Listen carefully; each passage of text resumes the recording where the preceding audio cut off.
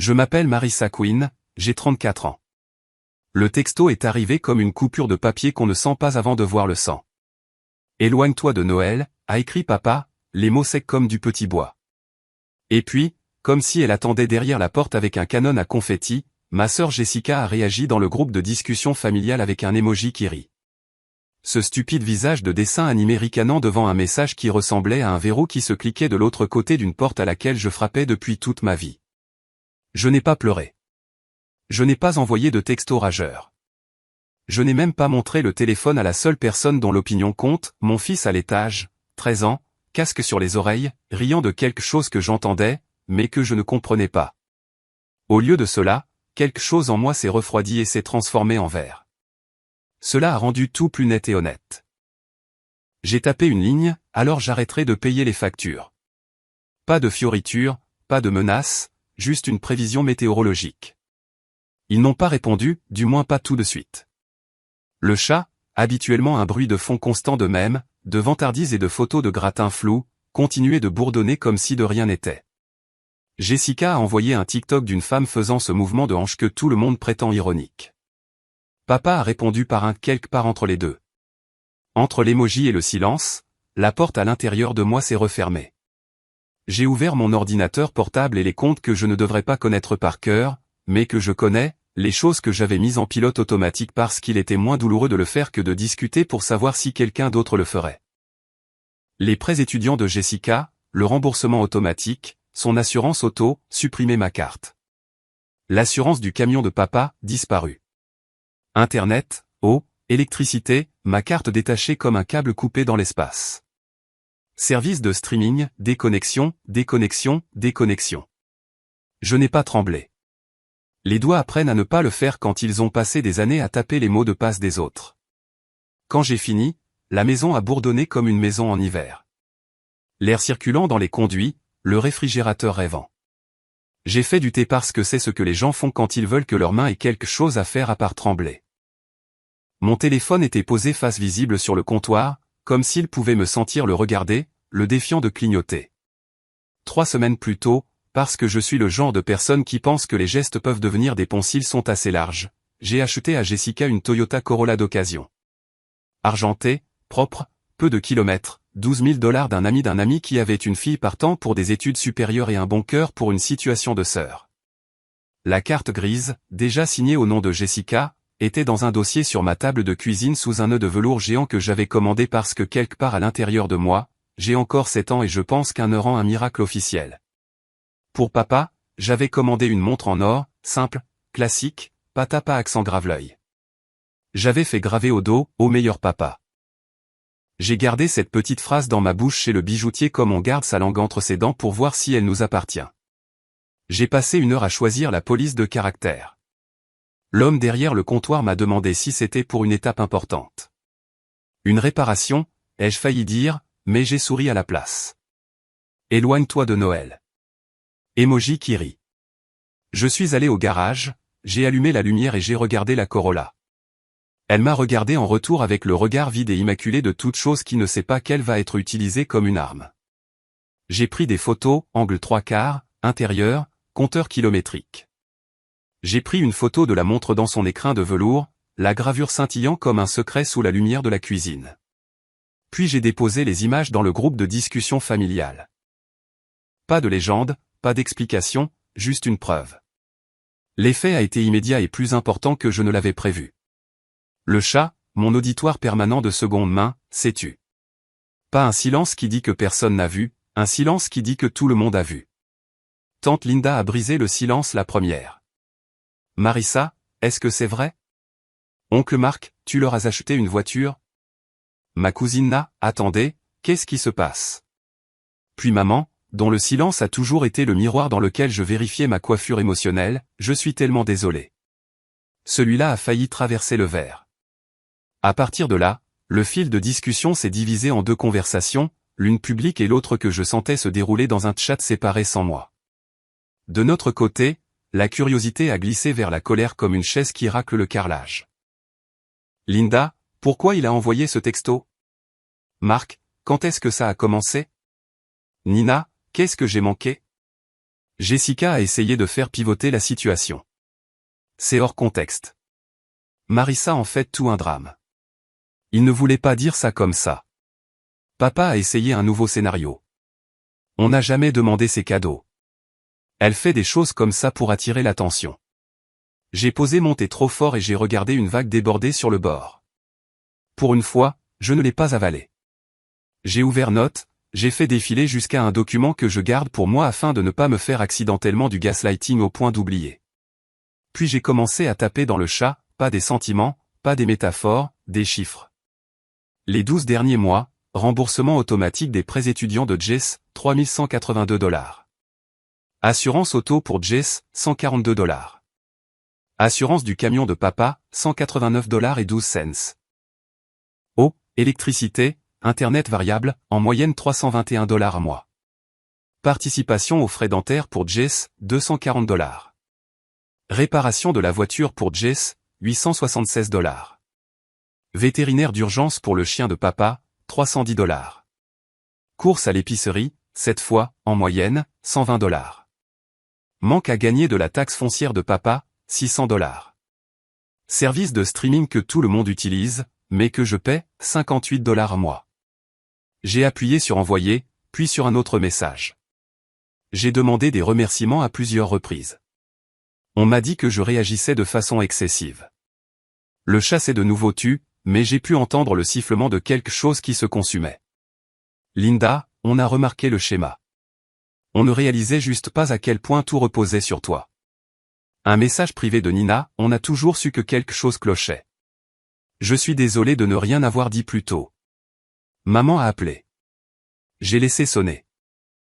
Quand elle a rappelé, j'ai répondu et je n'ai rien dit. Elle est arrivée 1 heure plus tard avec une tarte qu'elle ne savait pas que je n'aimais pas, un réflexe plus qu'un dessert, et s'est assise sur mon canapé sans enlever son manteau. On a regardé la lumière se déplacer sur le mur comme si c'était la fin d'après-midi dans un film qui se terminerait par une étreinte. Ils vont essayer de déformer la réalité, a-t-elle finalement dit. Ils vont jouer les victimes maintenant que tout le monde regarde. Je sais, ai-je dit. Elle a posé la tarte sur la table basse et a croisé ses mains sur ses genoux comme si elle se préparait à affronter la tempête. Tu n'es plus seul dans cette histoire, a-t-elle ajouté, et sa voix s'est brisée sur le mot seul, comme s'il était dans sa bouche depuis longtemps, attendant une issue. La vérité, c'est que je n'avais rien planifié de tout cela comme un général avec des cartes et des punaises. Mais la vérité aussi, c'est qu'on peut planifier une chose sans admettre qu'on la planifie. Mon document intitulé Conséquences grandissait depuis des mois alors que je me disais que ce n'était qu'une éventualité. Couper les remboursements automatiques, c'était comme couper des lianes autour de mes chevilles. Poster les photos, c'était comme allumer la lumière et laisser les gens voir le désordre dans lequel on vivait sans moi. Ils vont supplier d'ici demain matin, a dit maman, et elle avait raison. À 7h42, Jessica a envoyé des excuses en plusieurs paragraphes. On aurait dit que ça avait été écrit dans une voiture avec la culpabilité et l'application Notes.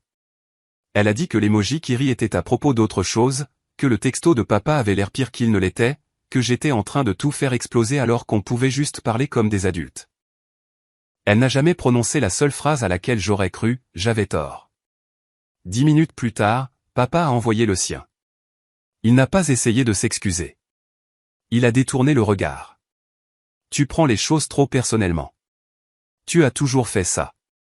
Les drames familiaux n'ont pas besoin d'être publics. Pas que je n'aurais pas dû dire ça. Pas que je t'ai blessé. Ce qui le dérangeait le plus, c'était que le public qu'il préférait s'était élargi. Et puis les proches ont commencé à basculer. Tante Linda a cessé d'être douce. Elle a énuméré de petites humiliations qui vivaient dans sa mémoire comme des cailloux dans une poche, le dîner d'anniversaire que j'ai payé parce que tu vas bien, n'est-ce pas? La tarte de Thanksgiving dont Jessica s'est moquée pendant que papa riait. Oncle Marc, qui n'envoie presque jamais de texto à qui que ce soit, m'a envoyé un message en privé. Je me souviens de l'histoire de la voiture l'été dernier. La façon dont il s'est vanté que c'était réglé comme s'il l'avait fait. Je suis désolé. Je n'avais pas l'intention de déballer mes reçus. Je pensais que les photos seraient un point à la fin d'une longue phrase. Mais quand la gorge s'ouvre, la vérité se déverse. J'ai ajouté les $12 000 que j'avais payés pour la Corolla, la facture de la montre de près de $2000, la gravure non remboursable, j'ai joint des captures d'écran de chaque facture liée à ma carte. La respiration retenue dans le fil de discussion ressemblait au moment qui précède un verdict. Les voitures seront mises en vente demain, ai-je écrit. La montre va être mise aux enchères. J'en ai marre de faire semblant qu'on est une famille quand ça ne va que dans un sens. Jessica l'a lu. Papa l'a lu. Personne n'a répondu. Le silence, mais honnête pour une fois. Dans l'après-midi, j'ai rédigé l'annonce et j'ai fixé un rendez-vous avec un expert local dont la boutique sent le métal et les vieilles horloges. Maman était assise sur le canapé, silencieuse, puis a finalement dit ce que je savais déjà. Ils vont venir ici. J'ai imaginé le calme théâtral de papa, le tremblement de menton de Jessica, la chorégraphie de la contrition qu'ils font quand leur réputation est en jeu. J'ai imaginé des posts Facebook sur le pardon et la vie est courte. J'ai imaginé les proches qui étaient déjà de mon côté à la recherche d'une arche bien rangée à placer au-dessus de nous comme un nœud que je n'avais pas acheté. Laissez-les faire, ai-je dit. Ce soir-là, j'ai regardé un film avec mon fils, tous les deux penchés dans le noir comme s'ils pouvaient contenir quelque chose. Il m'a demandé ce qu'on allait faire pour Noël et j'ai répondu, on va faire en sorte que ce soit agréable. Il a hoché la tête comme si c'était un plan qu'il pouvait accepter. À l'étage, les boîtes que j'avais gardées pendant des années, de vieux devoirs scolaires, de petites empreintes de main, me semblaient plus lourdes et plus réelles que n'importe quel nœud de velours sur une voiture. Quand j'ai éteint la télévision, je me suis tenu devant la fenêtre et j'ai regardé l'allée qui n'était pas remplie de phares. Pas encore. J'ai posé le téléphone face cachée sur le comptoir et j'ai respiré le genre de calme qui arrive quand une maison est enfin à vous. Quelque part dans ce calme, j'ai senti une forme que je n'avais pas reconnue auparavant se mettre en place, le pouvoir, mais pas le genre qui crie, le genre qui arrête simplement de dire oui. Il pensait que la voiture et la montre étaient la fin de l'histoire. Il n'avait aucune idée que ce n'étaient que les premières pierres d'un chemin que j'avais déjà commencé à parcourir. Et bien que je ne le sache pas alors, il y avait une raison pour laquelle Jessica avait ri si facilement, si cruellement, la nuit où elle a contribué à me fermer la porte à Noël, une raison pour laquelle elle n'arrêtait pas de jeter des coups d'œil à la Corolla sur les photos comme si ce n'était pas qu'une voiture. C'était une bouée de sauvetage qu'elle croyait qu'on lui devait. Je ne le savais pas alors, mais je pouvais le sentir comme un poids dans l'air avant la pluie. Je n'ai pas beaucoup dormi après ça. Pas parce que j'attendais une réponse. Ces réponses avaient cessé de signifier quoi que ce soit, mais parce qu'une fois qu'on a enfin dit la vérité à voix haute, le cerveau rembobine chaque moment où on l'a avalé. Je suis resté allongé là dans le bleu de mon réveil et je me suis souvenu de reçus que je n'avais pas envoyés, d'appels téléphoniques que j'avais pris dans les cages d'escalier pour que mon fils ne les entende pas, de la façon dont la voix de mon père s'adoucissait toujours d'exactement une octave quand il avait besoin de quelque chose. À l'aube, le registre dans mon application Notes s'était forgé sa propre colonne vertébrale. J'ai ajouté des dates, une banque, les 4 derniers chiffres, des numéros de confirmation, parce qu'il y a une sorte de honte qui s'évapore quand on pointe une preuve. À 8h03, tante Linda a envoyé un texto en privé, si tu veux que je sois là quand ils viendront, je le serai. J'ai regardé l'écran, surprise de la rapidité avec laquelle mes yeux me piquaient. Personne n'avait jamais demandé à se tenir à côté de moi quand la représentation commençait. Merci, ai-je écrit. Je te tiendrai au courant. Elle a renvoyé un petit emoji de couteau, ce qui m'a fait rire de la manière douce et coupable des gens qui ont passé trop de temps à être polis. En milieu de matinée, le groupe de discussion s'est transformé en une salle d'audience sans juge. Les gens étaient prudents au début, comme s'ils marchaient pieds nus dans une cuisine après qu'un verre s'est cassé. Puis l'histoire a commencé à prendre une forme que je n'avais pas à forcer. Mon cousin Daniel a écrit, « Je me souviens quand ta voiture est tombée en panne et que Jess a posté à propos de Dieu pourvoit et ensuite tu es arrivé avec ta carte de crédit. » Jessica a répondu avec le genre d'émoji de roulement des yeux qu'on peut sentir à travers l'écran. « Oh mon Dieu, Daniel, mêle-toi de tes affaires. » Je ne lui ai pas répondu. J'ai posté des captures d'écran à la place, le texto de papa me demandant si je pouvais avancer la taxe foncière juste cette fois, le mémo Venmo qui disait la moitié du dîner alors qu'il avait choisi le restaurant, le paiement redaté au dentiste quelques minutes après l'appel paniqué de Jessica parce qu'elle ne pouvait pas mâcher. J'ai fait défiler jusqu'au printemps dernier et j'ai trouvé la photo d'un bouquet que papa avait posté avec mes filles méritent le monde et je l'ai attaché à côté de la facture pour les mêmes fleurs que j'avais commandées parce qu'il avait oublié la fête des mères et m'avait demandé de l'aider à se sortir d'un mauvais pas à Marissa, a-t-il écrit puis un message privé qui essayait de sonner calme. Ce n'est pas ce que nous sommes en tant que famille. C'est exactement ce que nous sommes, ai-je tapé en retour et j'ai senti mes côtes se desserrer comme une fermeture éclair qui se décroche enfin. Le contre-coup n'est pas venu d'étrangers. Il ne vient jamais d'étrangers. Il est venu des personnes qui profitent de votre silence. Tu es cruel, a écrit Jessica publiquement. Tu sais, papa a de la fierté. Pourquoi l'humilier? Tante Linda est intervenue avant que je ne puisse le faire.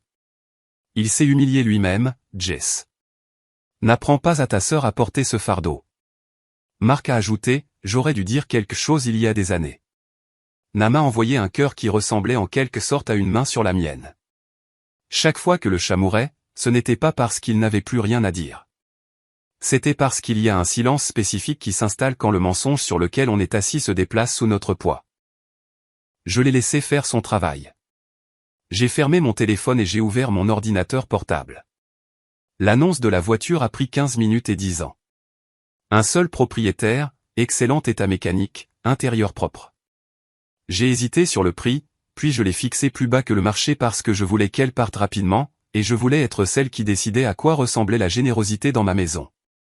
J'ai téléchargé des photos, celles de la nuit dernière et celles que j'ai prises maintenant. Le nœud de velours bouclait toujours comme une blague que je ne racontais plus. J'ai apporté la montre à un type nommé Martin, dont le magasin sentait les vieux centimes et l'huile de citron. Il a examiné la gravure à travers sa loupe, la bouche pincée comme si c'était lui qui essayait de ne rien ressentir. Vous allez y perdre, a-t-il dit sans méchanceté. Je sais, ai-je dit. Parfois, le rabais est le but. Sur le chemin du retour, j'ai fait un long détour et je suis passé devant le parc où papa nous emmenait quand on était petite. Je pouvais le voir dans ma tête, sifflant pour le chien, regardant Jessica se suspendre à l'envers à la cage à écureuils pendant que j'essayais de comprendre comment faire fonctionner une balançoire sans partenaire. Le souvenir me piquait parce que tout n'était pas mauvais. C'est le pire. Les gens veulent des méchants pour pouvoir se sentir bien rangés. Mais la vérité est plus compliquée. Parfois, la personne qui réchauffe vos mains près du feu de joie vous laisse aussi dans le froid quand la compagnie arrive.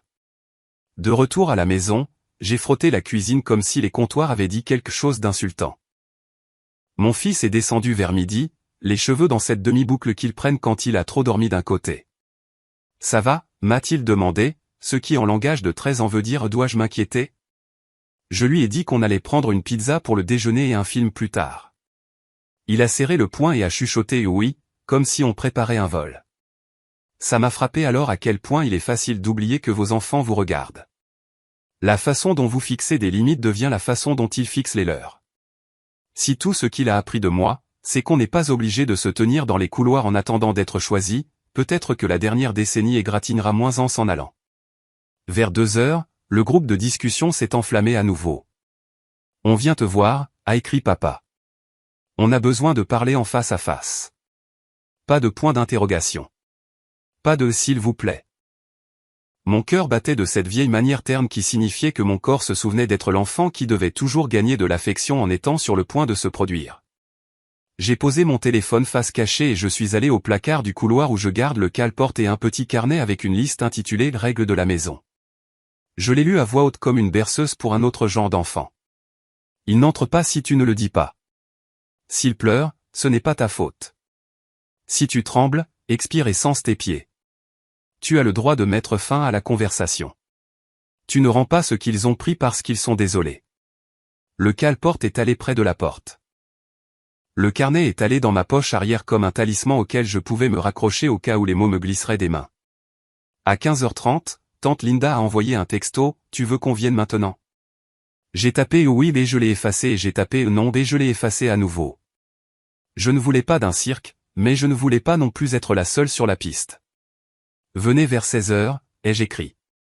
Elle a répondu, on arrive. L'emoji de couteau est apparu à nouveau, et j'ai ri pour de vrai cette fois. L'expert a appelé à 15h45 pour dire que la montre était consignée et qu'elle allait probablement être vendue à un gentleman qui collectionne les excuses. J'ai failli lui dire que c'était la chose la plus drôle que j'avais entendue de toute la semaine, mais il y avait du gravier qui crissait dans mon allée, et le son a aspiré tout l'humour de la pièce. J'ai regardé par le Judas et j'ai vu le camion de papa. Jessica sur le siège passager, portant des lunettes de soleil à l'ombre comme une personne qui fait du cosplay de deuil. Ils sont sortis vêtus de vêtements sombres qui me faisaient plus penser à l'église qu'au matin. Leur marche vers le porche avait cette démarche curieuse des gens coupables, rapide puis lente, comme si, en contrôlant le rythme, ils pouvaient contrôler l'issue. Je n'ai pas ouvert la porte. J'ai crié à travers elle. Vous pouvez parler de là. Papa a exhalé un rire. Chérie, ne sois pas ridicule. Ma main n'a pas tremblé quand j'ai glissé la chaîne en place et ouvert la porte de 3 pouces. Nous ferons ça à ma façon, dans ma maison, ai-je dit. Il a cligné des yeux comme si les mots ne correspondaient pas à mon visage. Jessica a brandi un sac cadeau, brillant et mou avec le poids de rien. On t'a apporté quelque chose, dit-elle, la voix douce. Je pouvais sentir le métal bon marché à travers le papier de soie, je pouvais voir dans ses yeux qu'elle avait pensé que le geste remettrait un interrupteur en marche. Garde-le, ai-je dit. Vous en aurez plus besoin. Elle a ouvert la bouche, mais une deuxième porte de voiture a claqué. Tante Linda était un bloc de couleur vive au bout de l'allée, n'a un demi-pas derrière. Elles n'ont même pas regardé le camion de papa. Elles m'ont regardé comme les gens regardent les pompiers dans les films juste avant que le dernier mur ne tombe. Linda n'a pas attendu une invitation. Elle s'est arrêtée une marche en dessous du porche et a croisé les bras. On ne fait pas un spectacle, a-t-elle dit calmement. Dis ce que tu es venu dire et écoute ce que tu dois entendre. La mâchoire de papa s'est serrée autour de la vieille fierté. Il a tout un vocabulaire qui vit dans ses sourcils, et là, ils éplaient un flot de déception. Il a commencé quand même. Nous sommes allés trop loin, a-t-il dit d'un ton neutre. Jessica a renchéri. Nous avons eu une année difficile. Les mots semblaient prémâchés. La bouilloire a cliqué derrière moi, le son que maman fait quand elle veut qu'une conversation ait un début et une fin. Et j'ai compris que j'avais plus de gens de mon côté qu'il n'y a de place sur mon porche. Pourtant, j'ai gardé la chaîne bien serrée. Vous avez envoyé un SMS qui disait « Éloigne-toi de Noël et point ». J'ai dit « Vous avez ri ». J'ai annulé ce que je paie. C'est la seule mathématique ici. Jessica a ri une fois, petite et sec, pour montrer qu'elle pouvait. Puis sa main a glissé, sans permission, sans réflexion, vers la légère courbe de son abdomen. C'était la plus petite des choses, une pression, un regard vers le bas comme un tressaillement déguisé en emphase. Na l'a vu en premier. Tu es enceinte, n'est-ce pas, a-t-elle demandé, pas cruellement, juste chirurgicalement. Le porche a retenu son souffle. Le menton de Jessica s'est levé, puis est tombé. Papa regardait la rampe comme si elle l'avait trahi. J'ai senti quelque chose cliquer qui vibrait depuis hier soir. Bien sûr, la voiture n'a jamais été une voiture. C'était de la sécurité. C'était une narration. C'était le nœud qu'il voulait attacher à un choix dont il savait qu'il serait plus logique pour les gens s'il y avait un accessoire dans l'allée. Je suis heureuse pour toi, ai-je dit finalement, et je le pensais de la manière compliquée, tu veux dire bonne fortune pour quelqu'un qui ne sait pas quoi en faire. Mais je ne vais pas vous donner une voiture. Ce n'est pas comme ça que la maternité fonctionne. Jessica a regardé papa ensuite, et dans ce regard, j'ai vu tout le jeu de la famille se dérouler, le passage de relais, la queue, la musique gonflant pour l'agenouillement. Il l'a fait. Il a réellement plié un genou sur les planches de mon Porsche, comme si la contrition était une chorégraphie à laquelle il pouvait accéder par la mémoire musculaire. Ce n'était pas grandiose. C'était maladroit. C'est peut-être pourquoi je l'ai cru assez pour ne pas claquer la porte. Je ne lui ai pas dit de se relever parce que je le voulais petit. Je lui ai dit de se relever parce que j'en avais fini avec le théâtre. Je te pardonne, ai-je dit, et j'ai regardé le soulagement inonder puis stagner quand j'ai ajouté, cela signifie que rien ne change pour moi. Cela signifie que je ne traîne plus ça derrière moi. Il a hoché la tête, et pour la première fois depuis des années, mon père n'avait pas l'air de l'homme qui savait toujours exactement où se tenir sur une photo de famille, mais de quelqu'un qui essayait de comprendre où mettre ses mains. Ils sont partis avec leur sac cadeau, leurs vêtements sombres, leur silence enfin honnête. Je me suis tenu à l'intérieur de la porte et j'ai senti la maison se calmer comme une impulsion diminuant après un sprint. Linda a serré mon épaule assez fort pour laisser des marques en demi-lune. Fière de toi, a-t-elle dit. Na a essuyé sous son œil avec le bord de sa manche comme si la poussière venait d'apprendre à voler à cet instant précis. Ce soir-là, mon fils et moi avons regardé un film de braquage et avons partagé le reste de la pizza. Et quand il a demandé pourquoi je vérifiais constamment la fenêtre, je lui ai dit, parce que certaines portes, on les verrouille 2 fois au début jusqu'à ce que ton corps apprenne que tu es en sécurité. Il a hoché la tête et est retourné à son jeu, les doigts volant comme des oiseaux. J'ai regardé à nouveau la voiture inclinée sur mon téléphone et j'ai pensé aux mains, les siennes, les miennes, celles qui un jour agripperaient ce volant pour la première fois parce que la mère de quelqu'un pouvait enfin se permettre de dire oui. La frappe ne vint pas. Pas cette nuit-là, ce qui est à la fois pire et mieux. Le suspense donne à l'air un goût métallique, mais même ce goût est meilleur que l'ancienne saveur d'être le portefeuille familial que tout le monde garde dans sa poche arrière jusqu'à ce que l'addition arrive. Le matin est venu pâle et épuisé, le genre de gris qui donne l'impression d'attendre que quelque chose se passe. La maison était trop calme. Mon fils était parti tôt pour l'école. Le chien n'avait pas aboyé une seule fois, et mon café avait le goût de si je l'avais fait avec des nerfs au lieu de grains. J'avais passé la nuit à rejouer la scène sur le porche, l'agenouillement de papa, le tressaillement de Jessica, le silence à moitié avalé qui a suivi la question de Na. Enceinte. Le mot avait résonné à travers les murs longtemps après leur départ, comme s'il voulait s'assurer que je l'entendais correctement. Je ne savais pas quoi ressentir, pitié, colère, justification, tous entrelacés comme de mauvaises lumières de Noël. Je m'attendais à ce qu'ils supplient, qu'ils trouvent des excuses, qu'ils me manipulent pour que je leur pardonne. Mais pas ça, un bébé, une autre génération, une autre excuse fragile pour continuer le cycle. J'ai essayé de me dire que ce n'était pas mon problème, que leur choix avait finalement rattrapé leur retard. Mais la vérité était plus lourde. Sous les couches de trahison et d'épuisement, je ressentais encore quelque chose que je détestais, la responsabilité. À midi, mon téléphone vibrait à nouveau. Tante Linda, puis maman, puis Na. Est-ce que ça va, disait le message de Linda. Je n'aurais pas dû le dire à voix haute, mais elle le méritait. J'ai répondu, tu n'as rien fait de mal, puis je l'ai supprimé, puis je l'ai retapé et je l'ai envoyé. À 12h37, maman a appelé. Ils reviendront, a-t-elle dit avant même que je puisse dire bonjour. Il est embarrassé. Il ne laissera pas cela être le dernier mot. Il a déjà dit le dernier mot, lui ai-je dit. Je lui ai pardonné. Tu l'as dit, a-t-elle corrigé doucement. Mais il ne l'a pas entendu. J'ai regardé par la fenêtre l'allée vide. Alors il devra apprendre à vivre avec le silence. Elle a soupiré. C'est ça le problème avec les hommes comme ton père. Ils ne peuvent pas. Le silence les fait se sentir petits. Ce soir-là, j'ai listé la Corolla. J'ai baissé à nouveau le prix, juste assez pour le rendre irrésistible. En 1 heure, j'ai reçu un message d'une femme nommée Clara. Mère célibataire, 2 emplois. Ma fille commence l'université le mois prochain, a-t-elle écrit. Nous cherchions quelque chose de fiable mais abordable. Ça a l'air parfait. Quelque chose dans son ton m'a désarmé. Elle n'a pas marchandé, elle n'a pas joué à des jeux. Elle a juste dit qu'elle apporterait de l'argent liquide et de la gratitude. Quand elle est arrivée le lendemain matin, je l'ai regardée sortir d'une berline plus ancienne qui toussait à chaque respiration. Elle avait l'air plus jeune que je ne l'imaginais, fatiguée de la façon dont les femmes le deviennent quand la vie ne s'arrête jamais pour elle. Sa fille est sortie du siège passager, une fille d'à accent grave, peine 20 ans, avec des mains nerveuses et les mêmes yeux pleins d'espoir que j'avais autrefois. Elles ont fait lentement le tour de la voiture, presque avec révérence. La fille a chuchoté, elle est magnifique, maman. Clara a souri, les yeux vitreux. Ta première voiture, a-t-elle dit doucement. Sois bonne avec elle. Quand elle s'est tournée vers moi, je lui ai remis les clés et j'ai dit, elle est à vous maintenant. Elle a cligné des yeux. Vous êtes sûr de ne pas vouloir d'acompte d'abord? Non, ai-je dit. Je vous fais confiance. Elle a hésité, puis m'a serré fort dans ses bras, de façon inattendue, comme si elle savait ce qu'il en coûtait de lâcher prise de quelque chose qui signifiait autrefois l'amour. Quand elles sont parties en voiture, j'ai regardé la Corolla argentée disparaître sur la route jusqu'à ce qu'elle ne soit plus qu'un point de lumière. Je pensais que je ressentirais du soulagement.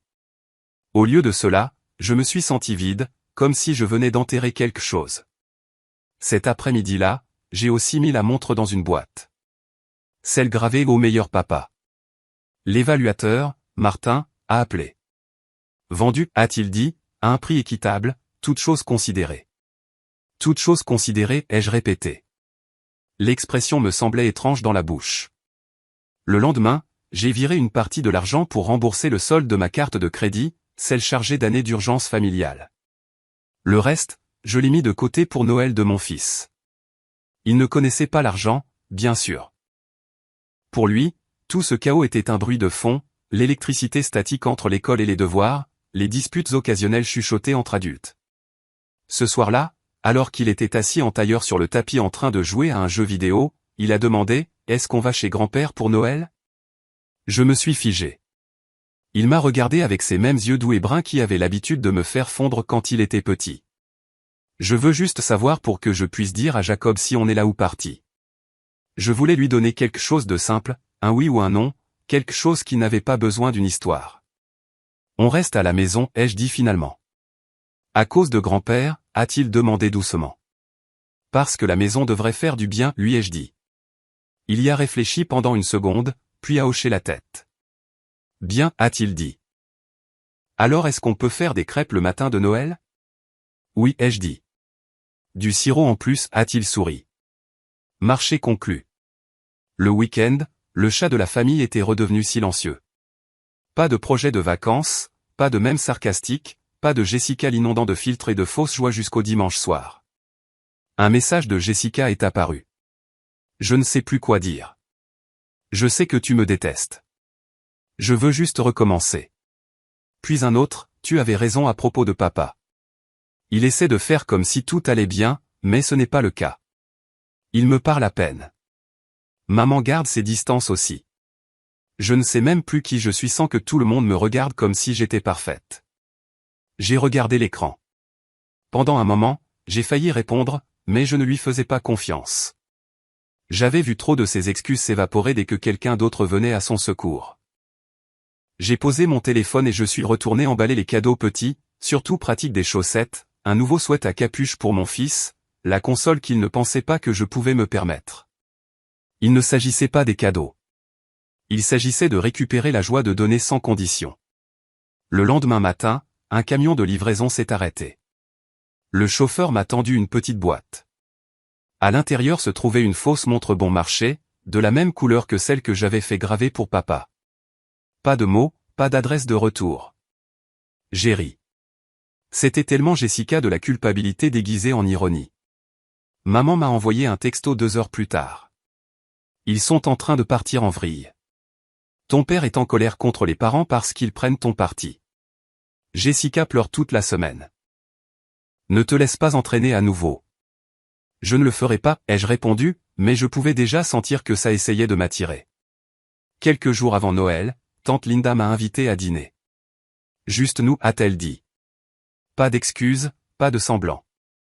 Quand je suis entré dans sa maison, l'odeur de cannelle et de rôti emplissait l'air. Il y avait des rires, pas des rires polis, mais le genre qui fait trembler les épaules. Nam m'a serré dans ses bras à la porte. Il était temps que tu arrêtes de nourrir ces loups, a-t-elle dit. J'apprends encore à arrêter, ai-je admis. Linda m'a versé un verre de vin et a souri. Alors commence par manger avec les gens qui te voient. La table n'était pas grandiose, juste 6 d'entre nous, mais pour la première fois depuis des années, je ne me sentais pas comme une étrangère assise à cette table. Je n'avais pas à mesurer chaque mot, je n'avais pas à parcourir la pièce à la recherche d'approbation. À mi-chemin du dîner, Linda s'est penchée et a chuchoté, ils essaieront de la réécrire. Donne-leur du temps. Mais pour l'instant, tu as gagné. Je ne me sentais pas comme une gagnante, juste libre. Le matin de Noël, mon fils a couru dans le salon et s'est arrêté net quand il a vu les cadeaux empilés sous le sapin. Maman, a-t-il dit, les yeux grands ouverts. Tu n'as pas fait ça. Je l'ai fait. Il a déchiré le papier d'emballage jusqu'à ce que la nouvelle console apparaisse, brillante dans la lumière. Sa joie était forte, non filtrée, le genre que je n'avais pas entendu depuis des années. Il m'a serré si fort que j'ai presque perdu l'équilibre. C'est le meilleur Noël de tous les temps, a-t-il dit dans mon épaule. Et pour la première fois, je l'ai cru. Ce soir-là, après qu'il soit allé se coucher, je suis resté dans le salon et j'ai regardé l'espace vide où la Corolla avait autrefois été garée, où la montre de mon père avait autrefois été posée dans sa boîte, où toutes les choses que j'avais l'habitude de donner attendaient autrefois d'être prises. Pendant des années, j'ai pensé que la générosité était l'amour. Mais ce soir-là, j'ai réalisé que les limites le sont aussi. Le téléphone a vibré sur le comptoir. Un nouveau message de Jessica. Juste 4 mots, j'ai vraiment peur, Marissa. Je l'ai regardé pendant longtemps. C'était la première chose honnête qu'elle ait jamais dite. Le message de Jessica est resté non lu pendant 2 jours, non pas parce que je ne l'avais pas vu, je l'ai vu, encore et encore, mais parce que je n'arrivais pas à décider quel genre de sœur je voulais être désormais, celle qui se précipite pour réparer, ou celle qui laisse enfin les gens ressentir les conséquences de ce qu'ils ont construit. Le 3e matin, le courrier est arrivé. Parmi les factures et les circulaires se trouvait une petite enveloppe de couleur crème. Pas d'adresse de retour, juste mon nom écrit de la main bouclée de Jessica, celle qu'elle utilisait sur les cartes d'anniversaire quand nous étions enfants. J'ai hésité, mon pouce courant sur la couture comme si elle pouvait me brûler. Puis je l'ai ouverte. À l'intérieur se trouvait une carte pliée en un seul volet. Les mots étaient simples, écrits sans ces effets de manche habituels. Je suis enceinte. Papa ne me parle plus. Maman essaie, mais elle est fatiguée. Je ne sais pas ce que je fais, et je ne sais pas qui être maintenant que personne n'applaudit plus pour moi. Tu me manques. Je suis désolé pour tout. J'aimerais juste qu'on puisse revenir en arrière. Pas d'exigence, pas de culpabilité, juste de la peur et des aveux. J'ai posé la lettre sur le comptoir et je l'ai regardée. J'avais attendu des années pour une excuse de sa part. Maintenant qu'elle était là, je ne savais pas quoi en faire. Ce soir-là, je l'ai montrée à maman. Elle l'a lu en silence, ses yeux s'adoucissant à chaque ligne. Quand elle a eu fini, elle l'a plié soigneusement comme si c'était quelque chose de fragile. Quoi que tu décides, a-t-elle dit, en la remettant dans ma main, fais-le pour toi, pas pour la fille que tu as eu l'habitude de souhaiter qu'elle soit. Elle avait raison. Pendant la plus grande partie de ma vie, j'avais essayé d'aimer la version de Jessica que j'avais inventée, la sœur qui pourrait un jour me regarder et voir plus que de la commodité. Mais cette personne n'a jamais existé. Celle qui écrit cette lettre, peut-être que oui, enfin. Une semaine a passé. Plus de messages, plus de bavardages familiaux. C'était presque paisible, le genre de paix qui semble temporaire, comme si le monde retenait son souffle. Puis maman a appelé un soir, la voix basse. Ils sont en chemin, a-t-elle dit. Qui, ai-je demandé, bien que je le sache déjà. 15 minutes plus tard, le bruit du gravier crissant a rempli l'allée. Je n'ai pas bougé au début. La bouilloire a cliqué dans la cuisine, le chien s'est déplacé près de la porte, et mon cœur battait comme s'il répétait une ligne que je n'avais pas encore apprise. Le camion de papa est apparu. Il s'est garé plus lentement que d'habitude, le moteur tournant un moment de trop, comme si le coupé rendrait tout définitif. Jessica est sortie la première. Elle était plus lourde maintenant, pas seulement à cause de la grossesse, mais à cause de quelque chose de plus pesant, comme le regret. Ses épaules se courbaient vers l'intérieur, c'est pas prudent. Papa a suivi derrière elle, plus âgé en quelque sorte, la confiance s'étant drainée de sa posture. Quand maman a ouvert la porte pour les accueillir, elle n'a pas dit bonjour. Elle s'est juste écartée. Tu sais où elle est, a-t-elle murmuré. Ils m'ont trouvé dans la cuisine, en train de nettoyer un comptoir qui n'en avait pas besoin. Je n'ai pas levé les yeux tout de suite. Quand je l'ai fait, c'était comme voir des fantômes qui n'étaient pas sûrs d'appartenir à la lumière du jour. Papa a parlé le premier.